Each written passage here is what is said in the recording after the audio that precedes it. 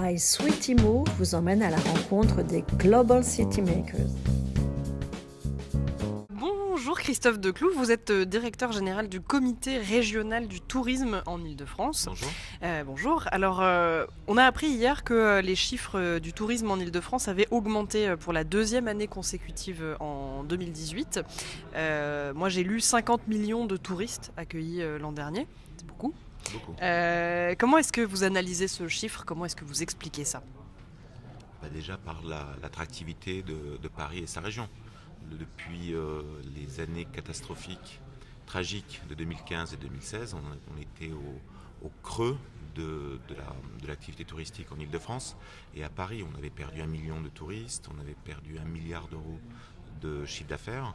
Et donc il a fallu tout, je ne vais pas dire reconstruire, mais tout refaire en termes de promotion, changer même de paradigme au niveau de la communication et du marketing, de vendre la région comme si, et c'est un produit, donc en tant que produit, pour attirer de plus en plus de touristes.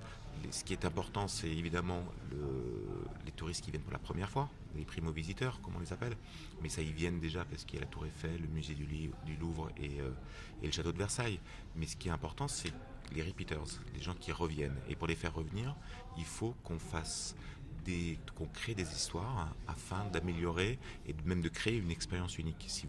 Quand vous allez le week-end à Londres, j'imagine, vous n'y allez pas à chaque fois pour voir Big Ben. Ça fait un moment que vous n'êtes plus allé le voir d'ailleurs. Donc vous y allez parce qu'il y a un événement, parce qu'il y a du contenu, parce qu'il y a une expérience que vous offre Londres, que vous avez envie de visiter, de vivre. Pareil pour New York.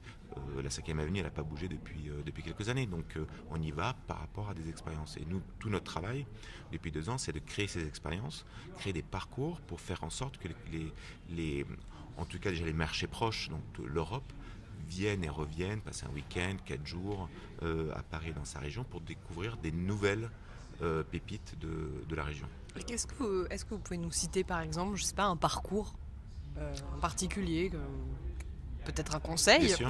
Bien sûr. Alors nous, on travaille sur quelques parcours. On a déjà le parcours impressionniste qui part du musée d'Orsay et qui va jusqu'à Auvers-sur-Oise, Giverny, faire découvrir tout ce territoire et cette destination autour de l'impressionniste. Donc on a créé une marque qui s'appelle Voyage Impressionniste, sur laquelle on fait la promotion en particulier au Japon, parce que les Japonais sont très friands d'impressionnistes.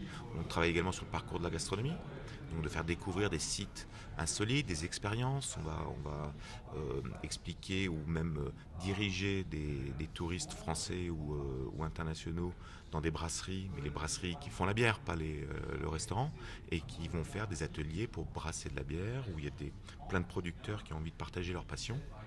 Donc ça fait partie des parcours qu'on met en place. On peut mettre en place un parcours shopping pendant les Paris Fashion Week. Et puis nous avons maintenant un parcours pour les Chinois en Île-de-France qui se veut principalement cashless, 100% cashless. Parce que C'est quoi cashless ? C'est sans espèces. Parce que les cartes des Chinois, les cartes de paiement chinois ne sont pas acceptées en Europe, à la différence d'autres pays asiatiques. Et donc ils sont toujours à peu près avec 5 à 9 000 euros en liquide sur eux. Et donc ils se font souvent... c'est la cible de pickpocket. C'est la cible de la délinquance au quotidien. Et donc il y a une perception de la délinquance au quotidien par les Chinois qui n'est pas favorable à la ville. Ça pour vous, c'est quelque chose qui peut freiner par exemple le tourisme ? Les empêcher de revenir par exemple ? Les empêcher de revenir, je ne sais pas, mais en tout cas c'est quelque chose qui peut freiner l'envie de venir. Donc c'est la raison pour laquelle nous mettons en place un parcours cashless. Déjà tout le quartier Haussmann est cashless pour les Chinois. Ils acceptent tous Alipay ou WeChat Pay. Ça permet aux Chinois de venir avec leurs propres moyens de paiement et donc pour toujours pouvoir dépenser l'argent qu'ils souhaitent dépenser, mais avec leurs propres moyens de paiement. Donc ça devrait baisser la perception de la délinquance dans la destination. Et puis surtout, ça permet aussi de simplifier leur parcours shopping quand ils viennent à Paris. Alors Paris, donc ville-monde, l'Île-de-France avec un taux de touristes qui augmente, donc on l'a dit pour la deuxième année consécutive, qui est quand même assez conséquent. Comment est-ce qu'on développe encore plus le rayonnement d'une zone comme celle-ci ? Vous parliez d'expérience, mais j'imagine qu'on ne peut pas se limiter à ça. Alors, je vous disais, nous on est passé dans un modèle dynamique et de commercialisation de la région. Donc le produit Paris Region, qui est la marque internationale de l'Île-de-France, c'est une marque, donc c'est un produit que nous vendons. Donc au-delà même des parcours, c'est comment on communique sur ces parcours. Nous, on a monté une plateforme digitale qui se veut, je suis désolé pour l'anglicisme, mais le gateway pour tout touriste qui cherche des informations sur la région touristique. Quand vous allez passer un week-end quelque part, vous allez faire déjà un parcours digital pour aller regarder les hôtels, les horaires d'ouverture, des restaurants, enfin vous créez votre propre voyage et votre propre expérience. Nous, la plateforme visitparisregion.com vous permet de le faire. Et puis, au bout du tunnel d'achat, vous allez pouvoir acheter les produits que vous avez regardés, qui seront centralisés sur une application ou sur une carte qu'on a lancée qui s'appelle Paris Region Pass, et donc vous aurez avec vous une carte qui vous permet de vivre tout ce que vous aviez prévu de faire dans le digital. Donc cette version de la plateforme digitale se veut une plateforme e-commerce et marketplace où tous les partenaires de l'offre touristique peuvent se connecter et donc en faire une plateforme de vente des produits. Et puis nous, évidemment, on communique sur beaucoup de marchés cibles, les États-Unis, la Chine et l'Europe, sur ces parcours et sur les expériences qu'on peut faire vivre à Paris.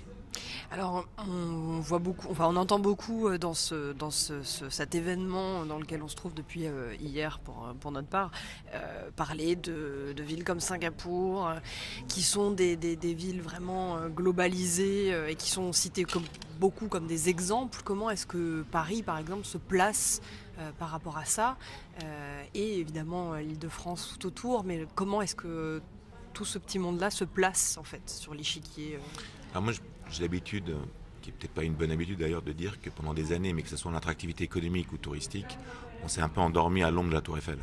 Donc il y a un moment donné où il y a des pays ou des villes... C'est une façon de dire qu'on s'est reposé sur nos lauriers. Bien sûr. Ça vous a pas plu à l'ombre de la Tour Eiffel. Mais oui, bien sûr. Et donc quand on voit ce que met en place un territoire, une destination comme Dubaï, qui est très très bien, mais part d'une dune de sable avec de la mer, et en faire ce qu'ils ont fait, c'est quasiment que du marketing et du storytelling, en plus des infrastructures qu'ils ont mis en place. Mais la volonté de vouloir faire de l'attractivité fait qu'on est conscient qu'on doit refaire, et on l'a fait depuis 2 ans maintenant, le marketing de la destination afin d'attirer. Et il faut se benchmarker vis-à-vis de ces villes.